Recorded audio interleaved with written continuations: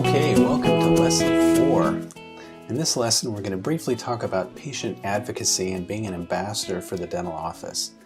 So this is a really critical lesson. It's very brief, but it's very, very crucial that we grab onto a few things that will help to make not only your life as a dental assistant better, but also the life of the patients and the office much smoother. So let's dig in. What is the purpose of advocacy? So when I say advocacy, what I'm referring to is you standing as a representative for the patient, being their advocate, if you will. There are two sides the dental assistant plays. Number one is being an advocate for the patient. Number two is being an ambassador for the office. So here we're talking about being an advocate for the patient. You want to advocate for their oral health, which means we need to do a lot of educating, a lot of helping, a lot of making sure that they know their options and understand the benefits of each option. But basically being a solid advocate, like you would for your mother, or your sister, or your brother, or your father, or your child, with regard to them getting the best care possible. So the patient advocacy, the dental patient should be a representative for the patient. They should focus on what's in the patient's best interest. Stand between the patient and the doctor as an advocate, essentially, and advocate for the highest quality of care, like I mentioned. They should offer appropriate translation of the dentist's explanation.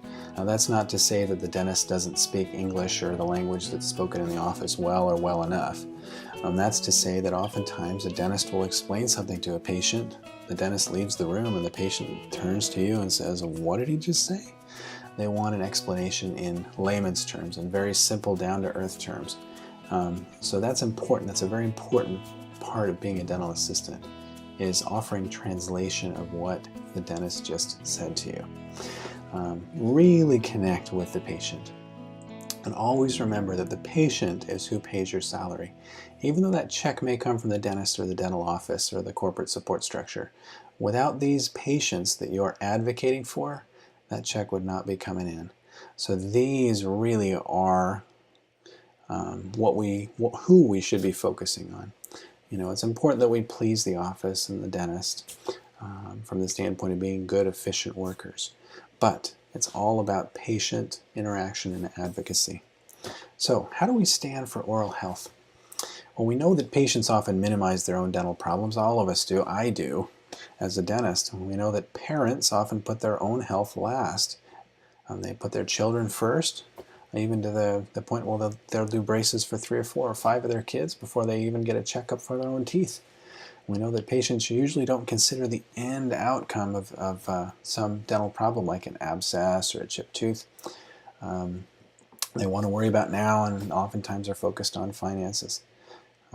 So we want to be more proactive now, because it can be a lot more conservative in the long run. We don't want to be too aggressive, we want to be conservative, but we want to be very proactive. We want to assist the patient in choosing the best long-term solution versus the cheapest solution. We know from study after study after study that the best long-term solution is oftentimes the cheapest solution over time. Now, that doesn't mean it's the cheapest right now, but in the end, it's oftentimes the better, cheaper solution when you consider time. So, best long-term solution is often cheaper than cheap right now is. So what is an advocate? An advocate is a person who publicly supports or recommends a particular cause or policy. This is a really critical concept.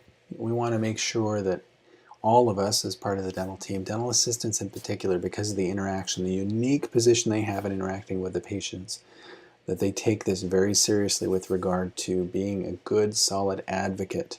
Kind of like a lawyer would be your advocate with the judge if you were ever on trial. That's how a dental assistant should feel. Their advocacy should be focused on the patient's best long-term health, making sure that we provide and offer and help to facilitate that dental care long-term. So let's compare that advocacy, contrast it to being an ambassador. So not only do you have to be an advocate for the patient, but you also represent the dental practice. You represent the dentist as an ambassador. So let's look at this bottom definition, not necessarily the diplomat sent by a country. But this is a person who acts as a representative or promoter of a specific activity or location or place.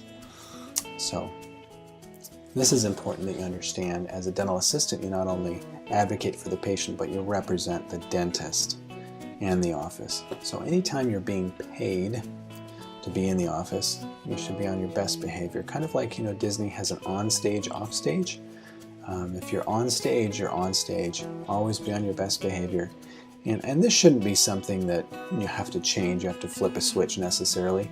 We want you to be yourself. It's important that you realize that you can be yourself, but there are certain behaviors that are just unacceptable.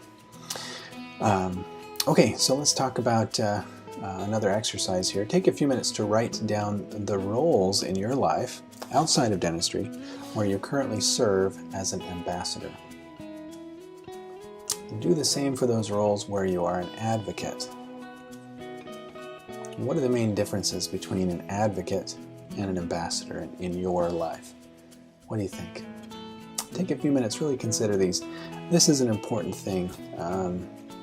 Sometimes when I'm trying to explain to a new dental assistant, advocate versus ambassador, it goes right over their head. But as I work with dental assistants longer and longer, I find that once they understand this distinction, you're my ambassador. When you go to pick up the patient from the waiting room, you now represent me. But after I leave the room, having explained something to a patient, you're now that patient's advocate. And then when you come out and tell me, well, the patient wants to do this, now you're advocating for the patient. So really understand that distinction going forward. All right, so that's a brief lesson for you. Lesson number 4 is concluded. So we're going to go ahead and end that lesson, and I will see you in the next lesson.